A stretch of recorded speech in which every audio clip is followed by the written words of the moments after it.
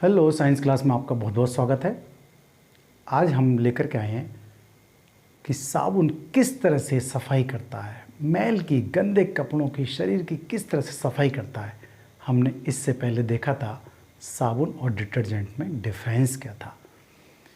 देखें भाई, तो फिर मैल क्यों आने लगा शरीर पर, क्या वजह है भाई। देखो, प्रायः हम देखते हैं कोई चीज़ लग जाती है, उस पर धूल आ गई, मैल शुरू हो गया, उसी का नाम मैल है। लेकिन जो मैल है वो मुख्य रूप से तेल होता है। कैसी बात कर रहे हैं भाई, तेल कैसे होता है? देखिए, बालों में हम तेल डालते हैं तो कॉलर पर सबसे ज़्यादा कॉलर गंदा होता है हमारा, यहाँ कफ गंदे होते हैं, क्योंकि हाथ इधर उधर चलते हैं तो तेल ले आते हैं हाथ साथ में। कभी क्रीम लगा रहे हैं, कभी कुछ लगा रहे हैं, कभी कुछ लगा रहे हैं, ठीक है। तो ये सब कार्बनिक पदार्थ भी तो हैं, और तेल क्या है? कार्बनिक पदार्थ है, बसा है, चर्बी है, तेल है, घी है। तो तेल पर आकर के क्या वो लग जाती है धूल, उसी का नाम गंदगी है। तो फिर हम साफ़ कैसे करें? तो साफ़ करने के हमारे पास साधन है ना, साबुन। तो साबुन किस तरह से साफ़ करता है, किस तरह से मैल को हटाता है, वो मैकेनिज़्म आज हम समझेंगे। बस छोटी सी बात है, कोई ख़ास बात नहीं है, एकदम आप समझ जाते हैं। देखिए, मैं मैल की बात कर लेता हूँ पहले। मैल, देखो ये आ गया मैल, अरे वाह। तो मैल है, ये ही तेल है। क्यों? मेल और तेल, ऐसा तो आपको याद रहेगा, मेल और तेल। इसका मतलब जहाँ मैल है वहाँ तेल है ज़रूर, ठीक है। तेल इसलिए लगा होगा पहले, फिर धूल वगैरह आकर लग गई, वहाँ वो मैल बन गया, ठीक है। अब आप साबुन को देखिए, साबुन क्या चीज़ है? आप साबुन को जानते हैं, क्या थे साबुन? कि कार्बोक्सिलिक अम्ल के सोडियम और पोटेशियम लवण ही साबुन कहलाए, यही तो मतलब था। अब यहाँ पर साबुन का सूत्र मैंने यहाँ लिख दिया है, तो हम दो हिस्से को पढ़ेंगे। साबुन की स्वच्छीकारक प्रक्रिया क्या है, सफाई कैसे करता है, और सफाई करने से पहले पढ़ेंगे मिशेल। मिशेल क्या, बहुत ही ज़्यादा इम्पोर्टेंट है, ये चित्र बहुत इम्पोर्टेंट है। मैं बताऊँ आपको, ये आएगा एग्ज़ाम में, हर बार आता है कि सफाई की प्रक्रिया समझाइए और मिशेल का निर्माण कैसे होता है। ये अलग अलग प्रश्न हो सकता है या पूरा एक हो सकता है। तो आइए हम साबुन का सूत्र हम जान लेते हैं। साबुन का सूत्र है C17H35COON। ये बात आप पहले से जानते हो, लेकिन साबुन के यहाँ दो भाग हैं। एक भाग तो है ये, और एक भाग है ये। और ये वाला भाग आप जानते हो, ये एस्टर है, स्टेरिक एस्टर से बना, अर्थात ये बसा है, बसा अम्ल है, ठीक है। बसा मतलब जो तेल है, तो तेल वाला भाग, और मैल में भी तेल है, तो तेल से दोस्ती कर लेगा आराम से। मतलब तेल तो तेल से मिल जाएगा, क्या तेल पानी से मिलेगा? नहीं मिलेगा ना। तो ये वाला भाग जो है, ये वाला, और ये है अलग, ये आयनिक भाग है, और ये तेल वाला भाग है। तेल वाले भाग को हम हाइड्रोकार्बन कहेंगे। देखो, ये हाइड्रोकार्बन है। तो यहाँ ये वाला सूत्र मैंने इस तरह से लिखा है। देखो, ये इस साबुन के अणु की संरचना है। कैसे? ये वाला भाग तो है ये, तो ये हेड है, क्या है ये? हेड। और ये है टेल। तो ये टेल, ये पूंछ है, और ये हेड है, सिर। तो ये कुछ मैंने यहाँ दिखाया, ये कार्बन के 17 परमाणु को दिखाया, तो आप 17 ही मान के चलाइए, 17 पता ना कितने होंगे। तो ये 17 हैं मान लिया। तो हाइड्रोजन हाइड्रोजन हाइड्रोजन, इस तरह से हाइड्रोजन लगी हुई है आपको बनाने के लिए, नहीं ऐसी हाइड्रोजन हाइड्रोजन हाइड्रोजन हम चलते रहेंगे, ठीक है। तो ये लंबी श्रृंखला है, आपको बनाने के लिए नहीं आएगा भाई, लेकिन आपको बनाना भी नहीं है, ठीक है। तो ये वाला जो भाग है, और ये लंबी पूंछ वाला जो भाग है, वो तो है आपका तेल वाला भाग, मतलब बसा वाला भाग, हाइड्रोकार्बन वाला भाग। और ये जो भाग है वो है आयनिक भाग। तो ये तो करेगा दोस्ती तेल से, और ये दोस्ती तेल से नहीं करेगा, ये तेल से दूर भागेगा। ये किससे करेगा? फिर जल से करेगा, ठीक है। तो ये जल से दोस्ती करता है, ये करता है तेल अर्थात मैल से दोस्ती ये करेगा। समझ में आ गई नहीं? ये हाइड्रोकार्बन वाला भाग है, इसलिए जल विरागी, मतलब जल से दोस्ती नहीं करेगा, जल की तरफ नहीं जोड़ेगा, जल से हटेगा, इसलिए जल विरोधी कहलाया है। विरोध करेगा जल का, पानी का विरोध करेगा। और ये आयनिक भाग जो है वो जल की तरफ जाएगा, मतलब जल रागी कहलाएगा, ठीक है। अर्थात जल से स्नेह करेगा, जल से प्रेम करेगा, ये जल से दोस्ती करेगा, ये वाला भाग। ये जल से दोस्ती करेगा और ये जल से जल का विरोध करेगा। समझ में आगे बात नहीं आई? या हम ये कहेंगे ये मैल से स्नेह करेगा और ये जल से स्नेह करेगा, ऐसा भी कह सकते हैं। बहुत सारी बातें याद मत करो तुम लोग, केवल जल की बात करो। ये सिर्फ जल से दोस्ती करेगा और ये मैल से दोस्ती करेगा, मतलब जल का विरोध करेगा। क्लियर बात आ गई होगी समझ में? जो पूंछ है वो मैल की तरफ जुड़ेगी। तो ये पूंछ मैं बना के दिखाऊंगा आपको। देखो ये C17H35 COONA ऐसे करके हैं, C17H35 COONA।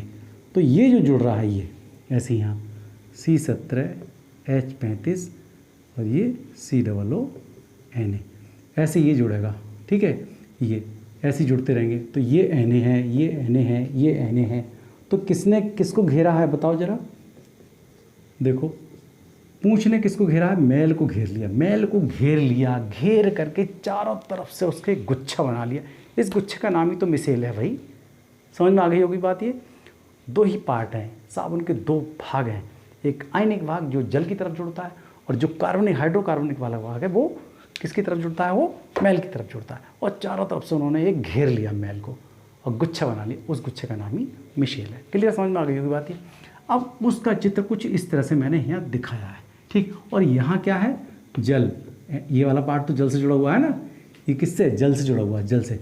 और जब छपाक लगता है जल, कपड़े निकालते हैं, शू एकदम निकालते हैं, पानी डालते हैं तेज़ी के साथ में, बाल्टी से सीधे मिशेल कपड़े पे से लगे मैल को, धूल को ले जाती है बाहर, कपड़ा हमारा साफ़ हो जाता है। ठीक, दो भाग हैं इसके। तो सफाई की प्रक्रिया अभी पढ़ते हैं। तो ये जल से जुड़ा हुआ है। तो ये वाला भाग बाहर की तरफ है। देखो इस तरह से ये आपको फिगर बनाना है। ये जल है, यहाँ पर ये जल है, ये सब जल है, जल है, जल है। जल से डरा कौन? पूंछ डरी, और पूंछ ने डर करके कहाँ बढ़ गई? ये यहाँ पर आकर के जो रेड कलर लगा हुआ ये मैल है। ठीक है नी? ये पूंछ जो है मैल से जुड़ी, पूंछ मैल से जुड़ी। पूंछ का मतलब हाइड्रोकार्बन वाली जो जगह है वो किससे जुड़ी? मैल से। और जो हेड है बाहर की तरफ वो जल से जुड़ा हुआ। ये सब जल है बाहर। ठीक है नी? जब साबुन जल में घोला जाता है तो वो साबुन की जो हाइड्रोकार्बन वाली जो पूंछ है वो मैल से जुड़ती है और जो सिर है उसका वो पानी से जुड़ता है। इसलिए वहाँ पर मिशेल का निर्माण हो जाता है। जितने ज़्यादा झाग होंगे, जितने ज़्यादा मिशेल बनेंगे, उतनी जल्दी सफाई की प्रक्रिया भी समाप्त होगी। ठीक है, तो ये वाली बात को जाना है। साबुन तथा अपमार्जक में एक लंबी हाइड्रोकार्बन पूंछ व आयनिक भाग ये, और लंबी ये वाला पूंछ होती है। जो सिर होता है, आयनिक भाग क्या होता है? सिर। ये हेड हो गया इसका और पूंछ हो गई है। ठीक, जब ये जल में घोले जाते हैं तो इनके अणु मैल के चारों ओर परस्पर एकत्रित हो जाते हैं। मैल के चारों ओर ये एकत्रित हो जाते हैं, इस तरह से एकत्रित हो जाते हैं। एकत्रित होकर गुच्छे का रूप ले लेते हैं। ये गुच्छे का रूप, उन्हें ही मिसेल कहा जाता है। आपको अच्छे ढंग से याद करने की जरूरत थोड़ी पड़ी अब। तो एक सिर होता है और एक पूंछ होती है। पूंछ मैल की तरफ जुड़ जाती है और जो जितने भी अणु होते हैं वो मैल की तरफ एक मैल को घेर लेते हैं और सब तरफ एकत्रित होकर के एक क्या बनाते हैं? एक गुच्छा बनाते हैं। उस गुच्छे का नाम ही क्या है? मिशेल। ठीक, अब आ जाते हैं हम इधर की तरफ। अब देखते हैं इसका साबुन की स्वच्छीकारक क्रिया क्या है। Cleansing action of soap. देखो ये वाला बनाना आवश्यक नहीं है आपको, जो मैंने बनाया है। ठीक है, ये पूंछ और ये हेड बनाना आपको बहुत ही ज़रूरी है। ठीक, इस तरह से समझाएंगे। देखो ये क्या है? ये इसकी पूंछ है, ये इसका हेड है, ये आयनिक भाग है जो बाहर की तरफ जुड़ा हुआ है। ठीक, आप इतनी बात समझ में आ गई हो। अब आते हैं हम साबुन के दो भाग हमने जान ही लिए थे। साबुन का एक भाग तो है ये वाला भाग, पूंछ वाला भाग, जिसको हाइड्रोकार्बन वाला भाग कहा जाता है। इसको जल विरागी या जल विरोधी।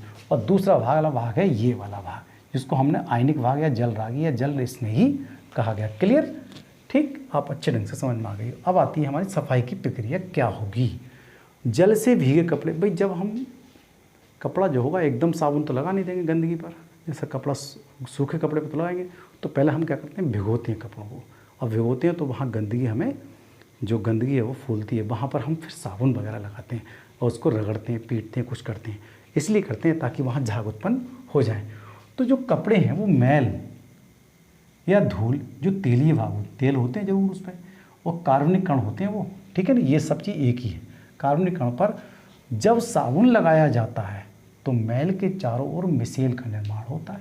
मैल के चारों तरफ मिसेल का निर्माण हो गया है, होता है, और मैल मिसेल के केंद्र में समा जाता है। जो मैल है वो मिसेल के केंद्र में एब्जॉर्ब हो गया और धीरे धीरे वो क्या करता है, कपड़े से उसकी पकड़ हटा देता है, छुटा देता है। ठीक है, मैल जो है कपड़े को छोड़ने लगता है, जिससे मैल की कपड़े पर पकड़ कमज़ोर हो जाती है और पानी के साथ धुलने पर मिसेल गंदगी को लेकर पानी के साथ बह जाता है। क्लियर समझ में आ गई अभी बात? ये कोई खास बात नहीं रही भाई। पहले हमने क्या सीखा था, साबुन के दो भाग, एक आयनिक भाग, एक पूंछ वाला हाइड्रोकार्बन वाला भाग।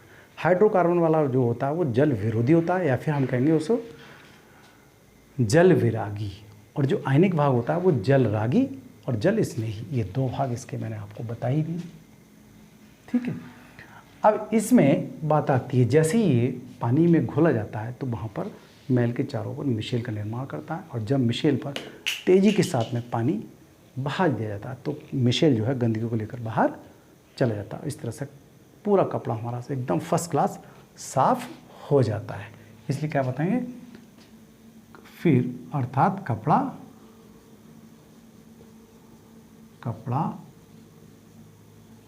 साफ हो जाता है।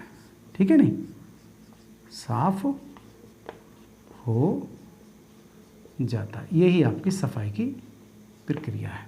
अब बात आती है, कहीं कहीं आपने देखा होगा कि जब जो घोल होता है, जो झाग होते हैं, जो मिशेल होता है, तो मिशेल पे जब प्रकाश पड़ता है तो प्रकाश प्रकीर्णन होता है, वहाँ पर प्रकाश का प्रकीर्णन होता है, और प्रकीर्णन की वजह से झाग जो है हमें मिशेल जो है वो कुछ हमें कैसे नज़र आने लगते हैं, बादल के टाइप में नज़र आते हैं।